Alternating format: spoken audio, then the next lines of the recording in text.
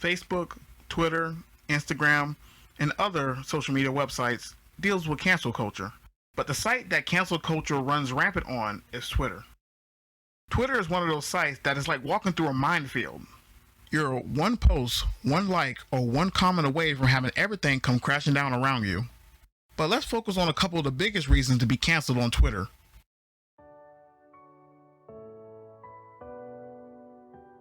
Something like, jokes are like food, not everyone gets it. Or a picture of two misplaced words that spells out a really bad word, even though that wasn't his intention. Well, guess what? That's enough for you to be canceled, even though you have no intentions on hurting anyone or just wanting to get a chuckle out of people from a relatable joke. People on Twitter and other social media websites in general don't care. You made a horrible joke and you should be shut down. Now, I'm not saying jokes that are blatantly racist towards a group of people or homophobic and transphobic jokes. Those are jokes that can actually be harmful. But a slightly edgy joke that means no harm? Calm down, people. It's a joke, not a dick. You don't have to take it so hard.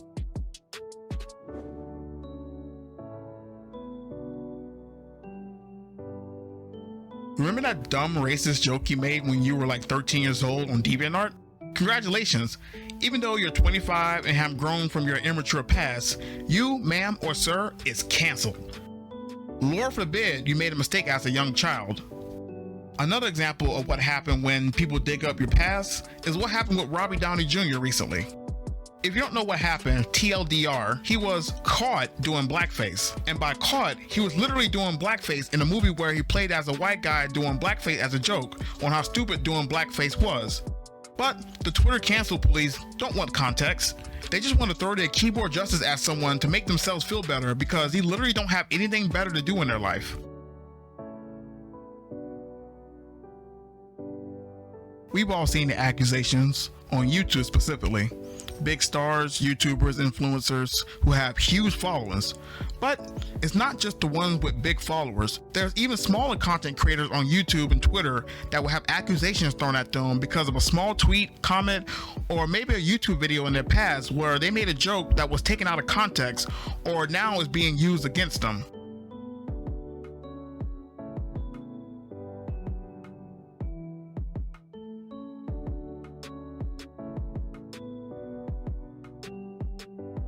A lot of you may not understand this, but by making false accusations, you invalidate the very people you're trying to help. By making false claims and then later on being proven wrong makes you look like a fool and invalidates someone who might actually come forward with real issues. People are going to take their cries for help as another invalid accusation.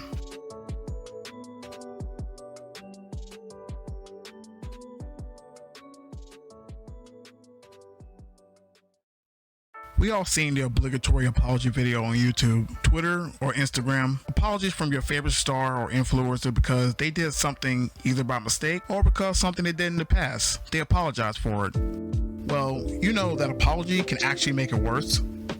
How, you may ask?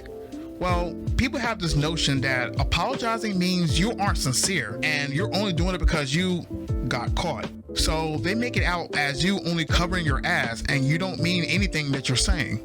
But let me ask you this question. You, the cancel police, what if they don't address the problem?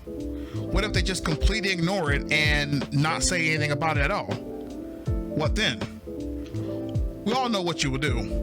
You'll harass them over and over and over again until they break or finally say something about it, in which you would say they aren't being sincere about it, or you would get upset and try to cancel them even more by saying they're ignoring it.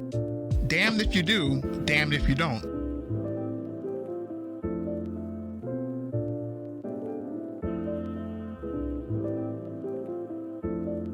Steven Universe, JoJo, My Little Pony, Sonic.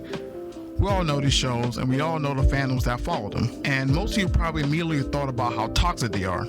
Well, I hate to break it to you, but every fandom is toxic, including the one that you're in right now. You may think your fandom is better, but sorry, no matter how innocent your fandom is, it's toxic. Now, I'm not saying that if you like a show or join a group of other like-minded people that you're automatically considered toxic. No, I'm not saying that. There's always going to be those in the fandom that are toxic, that ruins it for everyone else. Do I need to bring up the incident of the Steven Universe fans who harassed people for not drawing certain characters a certain way? Let's not go down that rabbit hole.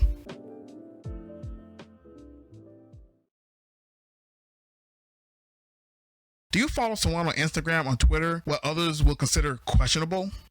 Oh, you follow that person? You know he's a racist. Ew, you follow them? That means you're a racist also. Oh my god, I'm gonna expose you. You know those type of people. Those who basically shame you for following someone who's being accused of insert thing here. And because you follow them, even though you may not have no idea what's going on, too late, you're canceled. Because you happen to be friends or follow someone who's happened to be in drama, you'll be caught in the crossfire no matter what, and you'll be harassed for it.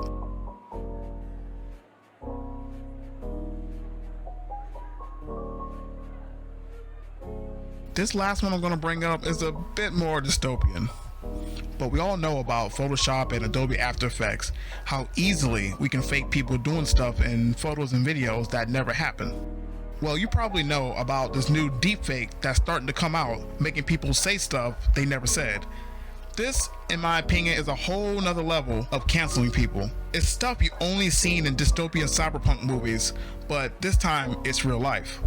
I'm pretty sure we've seen that Obama deepfake video that came out a couple years ago. We're entering an era in which our enemies can make it look like anyone is saying anything at any point in time, even if they would never say those things. So, for instance, they could have me say things like, Killmonger was right, or Ben Carson is in the sunken place, or, how about this, simply, President Trump is a total and complete dipshit. Imagine in the future, there's someone who just don't like you and decided to make a deepfake of you, saying some horrible things that you never said, and suddenly, you lose your job, you lose your friends, family. If you're an influencer, then your fans, probably sponsors, platforms may drop you. And no matter how much evidence you come up with to clear your name, it's too late. People now brand you as that person who said this thing, even though it's been proven not true.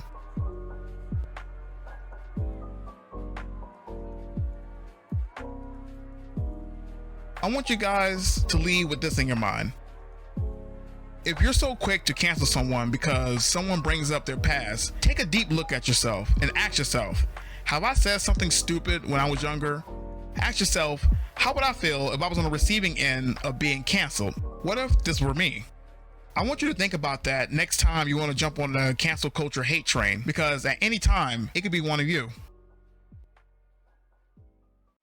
Anyway guys, I hope you liked this video. Don't forget to subscribe, click that little bell, follow all my social medias here, Twitter, Instagram, Facebook, and DeviantArt, all that great stuff. And until my next video guys, I'll talk to you later. Peace.